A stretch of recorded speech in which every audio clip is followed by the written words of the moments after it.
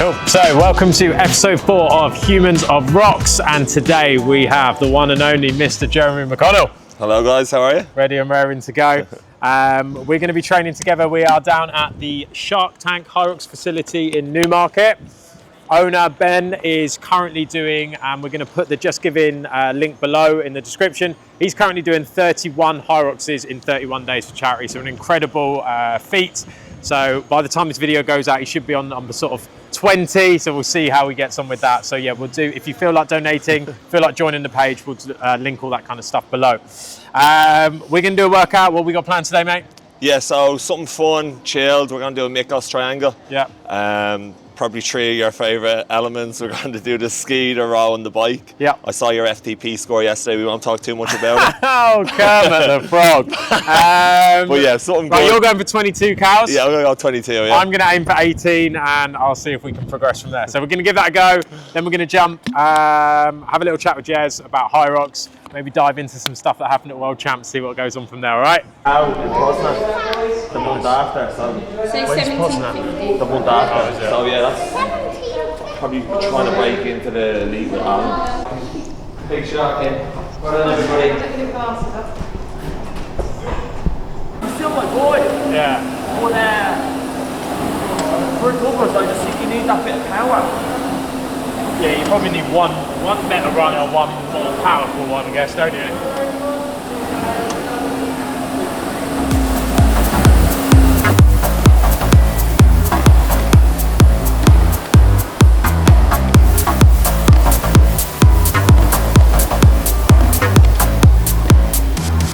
Let's get lit.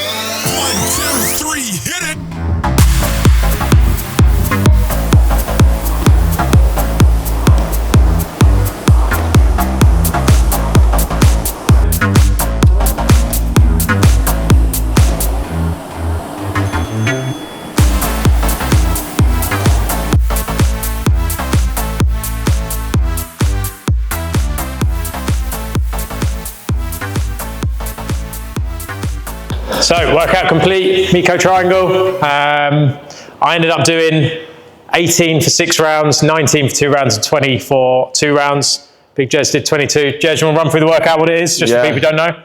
Yeah, so I started on the rower. So what it is, it's a minute on the rower. Then obviously we had a little timer there. The timer goes off. So whatever's left of that minute, I think I was finishing with about 6-7 seconds. You're getting on the bike. And then when the ding goes, you're doing the 22 calories in my I was doing 22, right? 22, yeah. You were 18. And then again, the same with the ski erg. And then on the 4th minute, you're resting for a minute and then you repeat that. So yeah, we do 10 rounds, so every minute on the minute, basically. Ski row bike with a minute rest, so pretty brutal. First, 4 or 5 rounds are fine, and then it's hanging on for dear life towards the end. But workout complete. Thank you to the Shark Tank for having us. I think we're going to go and grab some food now. Yeah. Yeah, and we're going to go and have a little chat about Hyrox with Jez. Sweet. So, talk to me about life before Hyrox, Jezza. I know a lot of... mountain high enough. Come on, carpool karaoke. Yes. What would you pick? On carpool karaoke? Yeah. James Arthur. Very good. Which one? impossible. Yeah, it's decent. I think it'd be good. Talk to me about life before Hyrox then, mate, before you got into doing it, before you got into competing. What did that look like for you? Not the best, to be honest with you, bro. We spoke in detail about my past. It's been I've had a bit of a mad upbringing. I speak about it. It's kind of weird for me because I don't like being emotional, or I don't like kind of delving or like ever wanting sympathy around. But if you speak about your life, you kind of have to bring stuff up that's, I suppose not ideal or wasn't the perfect kind of, upbringing in itself. Yeah. So I lost my mum at a young age, and I was 13. And in the same year, I lost my brother, and then my half sister passed away. I moved over to my dad over the other side of the city, and I suppose at that age it was just very difficult. Mate, it was horrific to lose one parent or whatever. Absolutely horrific, but to have that situation happen, it was just crazy. And I suppose I never really dealt with it too well. I always masked it with humour, and not like laughing about it, but just kind of trying to be, I suppose, moving over to your dad's side, then you're trying to be a man at a young age, right? And it's really difficult to be able to kind of express your emotions and your feelings at that age. But I suppose it all kind of stemmed from there, right? We're products of our environment, right? Yeah. I can't really elaborate on the years that followed in terms of getting tattoos, and I suppose I went on a bit of self-destruct, right? But academically not great. Played a lot of football. Grew up in a massive sporting house. How did you first get into like the limelight and stuff then? Yeah, it would have been true. Believe it or not, I used to do a bit of modelling. Do you know what I mean? Did you? What, for the radio? Yeah. Male modelling, delivering the post. But it was just like from there, and then I got my management there. I was approached by a show on MTV, done a show called Beauty School Cop Outs. Yeah. Terrible. Like, that was shocking. I remember. Mate, one season, absolutely. Like, no second season, done after one, right? I'm surprised it got to the end of the first one. Mate, I turned it off after the first episode. I couldn't watch it. Going around in a blue uniform, giving people haircuts, mate, it was horrendous. But look, the money's good. What makes money makes sense, right? But I got an agent from that. In between that gap, I think that was like 2013, 2016 is when Celebrity Big Brother came knocking. Done that, the money was great as well. And who was in your Celebrity Big Brother again? Oh, we had like David Guest. That was the one, was it you're the one where that one was like, oh, David's dead? Yeah. That's classic. That was terrible, but David was a lovely guy. Like, there was, again, that industry is very fickle, right? You need to strike when the iron's hot. When you get out of it, you need to put something together very quickly, because you're only going to be that summer's taste, right? Yeah. In Love Island, it's like a conveyor belt of people every 6 months, right? So just that period of time, I'd done all that shit, got involved in a toxic relationship. It wasn't great, bro. Again, I probably don't have the time to go into all that madness. Probably not. But it was. Look, it's an experience that it was funny. It was a different type of life. I was booked out on personal appearances after that for a long time, and that's kind of where the drink and I suppose like hitting, doing drugs and stuff like that, and getting involved in the wrong side of life, I suppose. Yeah. Very easily done in that world, I reckon. Exactly, though, right? man. Do you know what I mean? But it's about, look, I was never perfect. I never will be, but where I am now to where I was then is night and day, and I have to give myself a little bit of credit in terms of just pulling yourself out of that. And again, I like to be transparent in my past. I don't like to hide behind it. I've dealt with the media for years and years, and there is elements of slander and defamation. It's not always correct what these pull up. It's clickbait for these guys. I'll always hold my hand up in terms of mistakes, and we push forward with that, right? So did you get to a point where it's like, right, I need to change things out? Because I remember you showed me some pictures of you, like obviously when you were at the end, like you were a big boy. Yeah. You were a big boy. Yeah, big boy, bro. I was 120 kg. Yeah. Mate, if you're like, my life literally was on the road like this, just going from venue to venue. Yeah. It was 5 nights a week, sometimes 2 a night for 2 years. You're eating pizzas, McDonald's, like, do you know what I mean? I had more chins than Chinese phone book. I was like, cut that out. But no, do you know what I mean? Like, it was that lifestyle was just unhealthy. You're trying to have a fucking relationship that's in the media within this, with me going and fucking like partying with a load of girls. It was shit. Like, it was like, if you say that to a lad in his mid-20s, they're gonna be like, this is fucking great.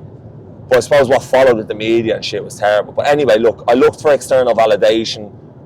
I needed to kill my ego, and I found it was always, like I said this loads of times, it was always within me, the happiness. It was being fit, it was being healthy, it was getting out and challenging myself in a different, replacing the endorphins and serotonin in a natural way. And I think when you actually look at the demographic of a lot of people who do Hyrox, it's a very similar cases, bro. It is people that are probably 2 years ago were out in Marbella or Ocean Beach and stuff like that, and they've changed they've become parents or whatever, and they've changed their philosophy in life, and it's almost changing one addiction for another. Absolutely, mate. Like, so many people, if you look at the demographic, are doing that. It's crazy, and this is the thing. We all, look, I suppose being like, if you use the terminology alcoholic, addict or whatever, it's not about the quantity of drink you consume, it's about the impact that one drink could have on your life, and if I went there, one drink could be foreplay for other shit. Yeah. Do you know what I mean? It was like a cocktail for disaster. So you just need to be able to eliminate the kind of the triggers.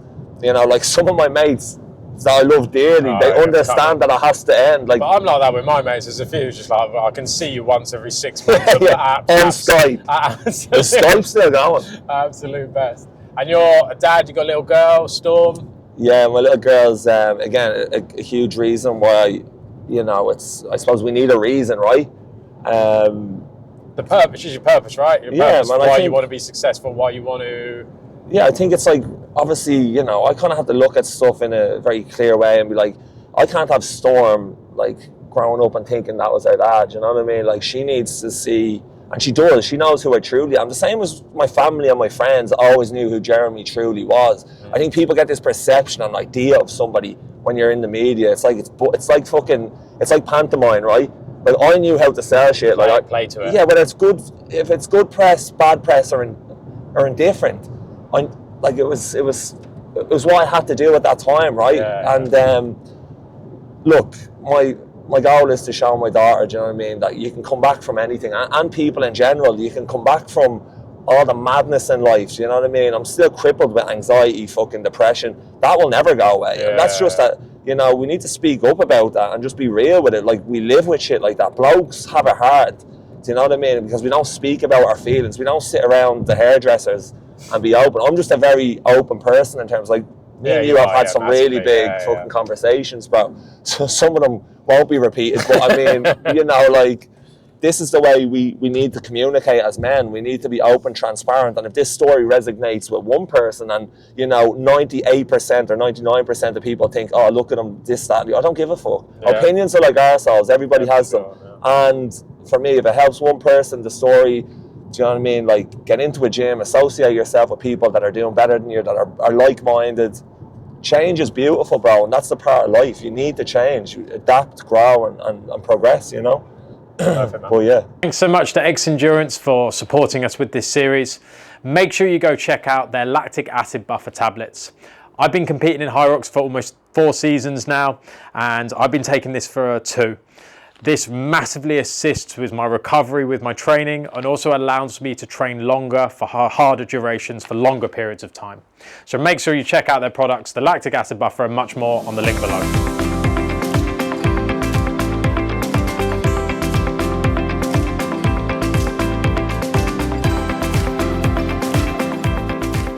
What we provide for our athletes around the country. So this goes down to 33 feet of pressure.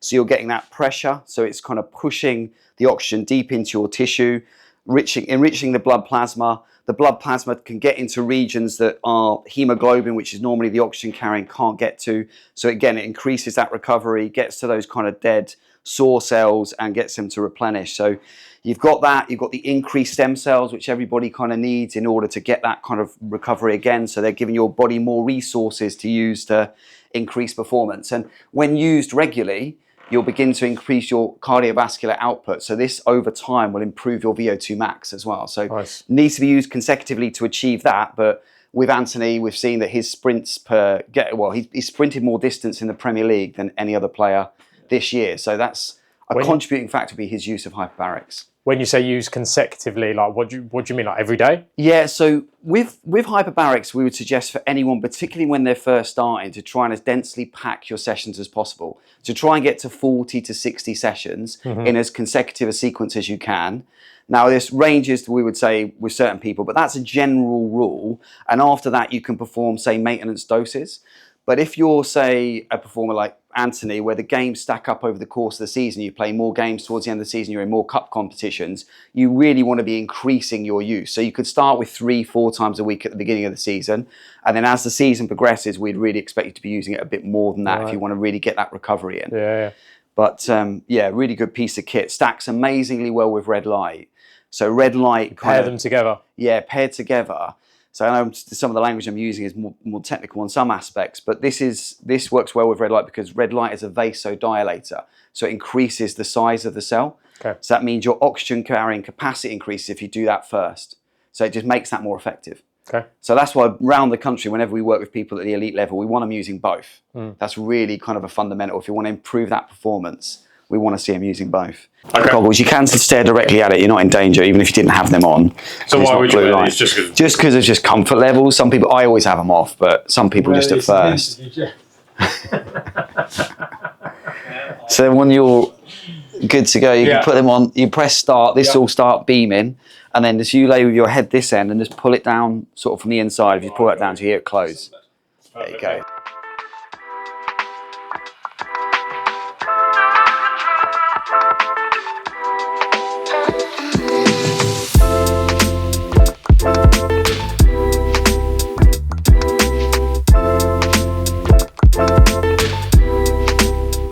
I thought I had a decent amount of fitness, right? But I went and tried it, and I think I got like an average time back then. It was like... But you say that, but it would still be, it's averaging what you consider to be a good time now. Yeah. But back then that would have been a good time. It was still, the think, majority would still be a very good time, I'm sure. I think so. Even then I was unhappy with my performance, do you know what I mean? So, but that gave me that that drive to want to continue to pursue this. Yeah. I think it's something like Hyrox is known for, which everybody is capable. And that's the kind of determination in me, is to keep chipping that time down, and that's where I suppose it got me hooked, right? Yeah. But I think my time was like, it was certainly well over the hour. I can't remember exactly, but I remember seeing you there, and I think you won Birmingham, didn't you, that year? Yeah, Tony doesn't like that one because he was hanging around all day waiting for me, and then I took the prize at the end. But, yeah. Exactly. But, and you're known as a bit of like a doubles specialist. Obviously, we've done some races together. I think probably one of the highlights, or was Doha. That was a good race. I remember at the end of it, you're sitting there prancing around doing photos with Geddy, and I'm absolutely flagging on the wall balls. I was like, any danger you fancy jumping in? Yeah, I think that was brilliant. Again, I think we really complimented each other, for the people that don't really, that haven't seen us. You and I have been really good friends, and you're probably like day one with me. You were my... you were the first lad that I proper put in a good shift with, I think. And yeah, we had a blossoming friendship. We did well. So we did Dubai, we did Doha, and we did Hong Kong. But we travelled quite a bit. We like to travel. I think I've met you once, and then you were like, "Do you want to do Hong Kong together?" I'm like, "Yeah."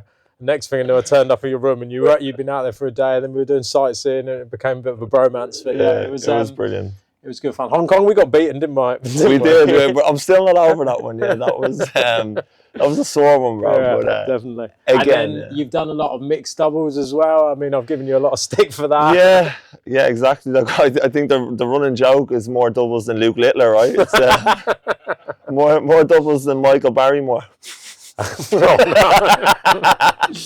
And then this season, I'd say has been a massive season for you, or the season just gone. Like, you didn't do as many races, but obviously the ones that you did were a lot bigger. So you qualified for the Elite 15 with Dylan Scott, which must have been amazing. You must have been buzzing with that. Yeah, it was really good. Again, I explained to people I'm a different type of athlete. I come from a football background, which is very fast twitch, and to build that endurance capacity, you need a lot of time doing the boring stuff, right? The sexy stuff we see on Instagram, thresholds, stuff that needs to come later in your plan. Do you know what I mean? To go from fast twitch to slow twitch to predominantly like train your energy systems, you need a lot of time. And it is the goal. It is the goal to go and do well at singles. But I have to be patient. I'm You So know, is that the goal for this? You're going to do doubles and singles this year? I think I'm ready. I think to do singles and doubles, I think you need to train specifically for one. I think to be exceptional in the doubles, you need to train. Again, it's a different. Everyone needs base, but you may not need the power as well. Of that endurance. You need to hold your power. You need to. I like to be a bit heavier going into a doubles, because I do think, as much as it's a running sport, you do get to recover very quick. And I think holding them ergs, bursting through lunges, even your farmer carries wall balls, being explosive. You need that you're getting pipped by 1 or 2 seconds by some of these top guys. So. But you have the ability to be able to run at a very good pace alongside do that, which a lot of people don't. If you're the thing I struggle with doubles is I can run, but if you try and get me to hold a sub 130 on a ski, it's going to be a slog. Exactly. So, for example, if I think I can be known for both my power and my running. It's a great kind of middle ground. But I also find if I get too enticed by the running side of things, I can pick up a lot of injuries. If I start dropping weight.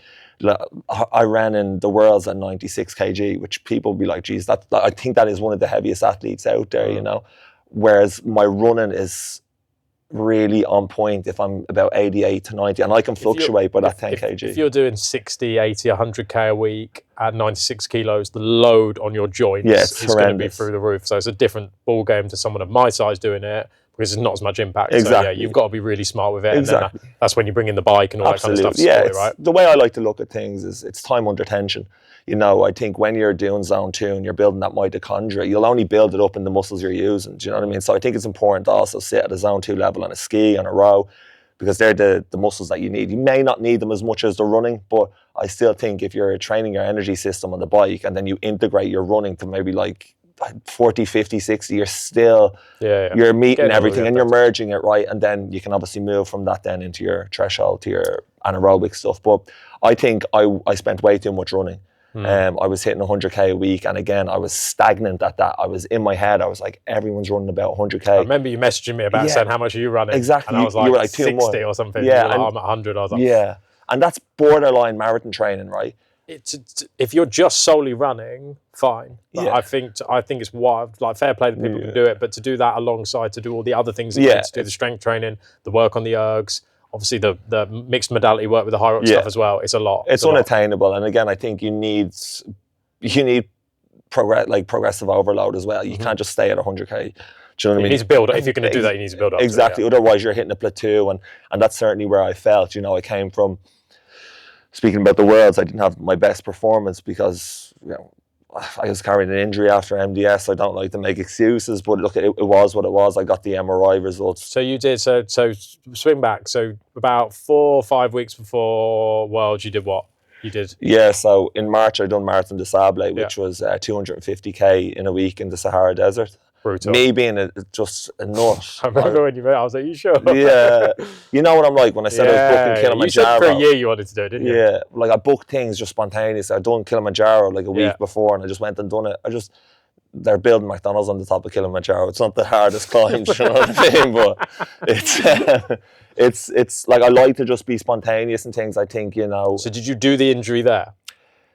So the stress fracture I had on my femur was an overusage injury. It didn't, when you have a stressy on your, it's predominantly, you can get it on like the femur head is normally the most popular spot to get it. It's actually not popular really at all. It's like mostly women, kind of elder women that get it. Makes sense then, yeah.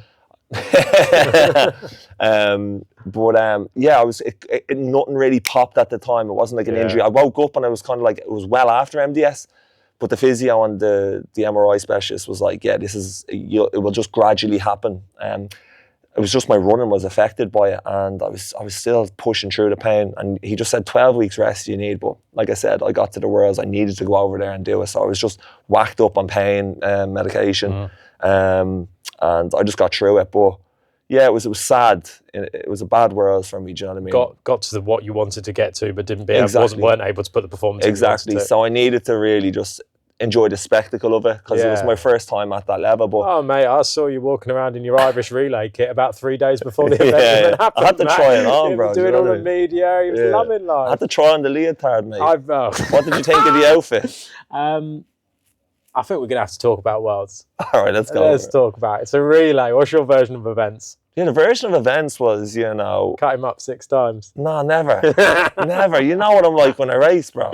Yeah. Everyone gives me You're in front of me. Yeah, so like, I think I was racing with you and I put across you, do you know what I mean? But like, I don't know, look, I think everyone on that start line going out in the first run to ski, you're putting your biggest men out, right? You're putting your, I suppose, your erg specialist in that respect. Now, I got done dirty on the run and the ski, do you know what I mean? But it was, for me, you know, look, there was a bit of banter before the race and we were all having a laugh and they're all lovely guys. Yeah. You know what I like to... I saw you hugging and stuff after. Yeah, it was all good. Again, people blow it up into something.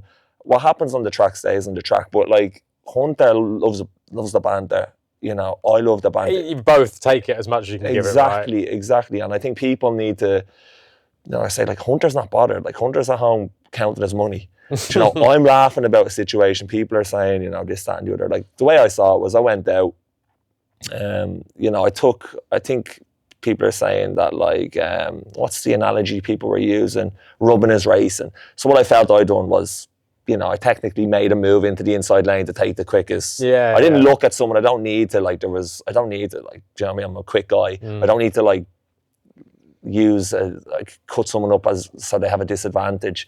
I think he came in to the run 2 seconds ahead of me when I went well into to the stay on your feet, mate. That would have put me through the back. Exactly. You know what I mean? But it was all good. It was Hunter's a good guy, and I'll joke about stuff like that. I was having a laugh with the Australian team because it's done and it's dusted, but what is it? It's no fun, is it, if we don't kind of... Yeah, you got to laugh back. Exactly. So I think the people at home, you know... So for you, it's done, dusted. Oh, absolutely. Yeah, there was a few... It didn't end well with Hunter and I, do you know what I mean? But like, we'll see each other and I'm sure it'll be totally cool.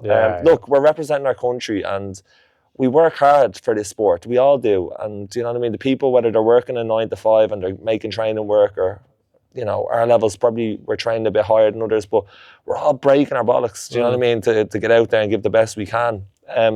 Especially in that field. You add the country element into it. People just want to do the best for their country, right? Yeah. So I can understand the passion. It's total respect. I respect Hunter as a guy. He deleted the apology, which I thought was a bit shy, but it is what it is. Look, I played football my whole life. I'm bigger and better than getting involved in it. So yeah, total respect to him. He's a great athlete, what he's done for the sport and that, but it's just nonsense. Nice. All right, and then this season, where are we going to be seeing you race? Dublin with your doubles partner. Tony, don't be dirty, he doesn't like. Don't be dirty. Nah, Tony and I are racing in Dublin, just a little warm up. Yeah. And then I'm racing with Alan Cow in Poznan. Nice. That all you got booked in so far? Yeah, that's it, mate. It has to be a build. It has to be race tactically, race clever. I think you have to take the enjoyment races out sometimes in order to be able to build and perform at your most your best ability. I think everyone was of the mentality at the beginning. I've still got clients to do it as well. They're racing every like 3 or 4 weeks, but you're never going to make improvements like that. You need to have, like you said, your tune-up race where you blow off the cobwebs and then your A race, Absolutely. don't you? And I was 2 or 3 of those a year. That's it. I was guilty of. I loved collecting a flag. Do you know what I mean? Whether it was anything, but you get out of that mindset, and then you need to train to perform. And you need to utilise your performance the best you can. And you really need an A, B and C race and deliver them days, because otherwise you're peaking at different times and the body just doesn't know what's going on. So I think, you know, just having them goals in mind. So yeah, the goal is to, again, qualify for the Elite 15. We'll probably be head to head in that, my friend. Hopefully, mate. Hopefully, we'll see what happens. Yeah, that's the goal. Just enjoy training, get lost in the process. I think if you train and it becomes a burden, then you're in the... Do you know what I mean? You need to enjoy it. And I've started to integrate a lot of rest into my training as well for adaptation and stuff like that. So I think if you burn out, there's no coming back. So I think it's important that people hear that, though, that people like yourself who are competing at like the highest possible level are learning still now about that you need to put more recovery in. I, again, have clients who want to train 15 times a week and sustain a full-time job, sustain families, and it's just not achievable to do all that kind of stuff. Something will snap.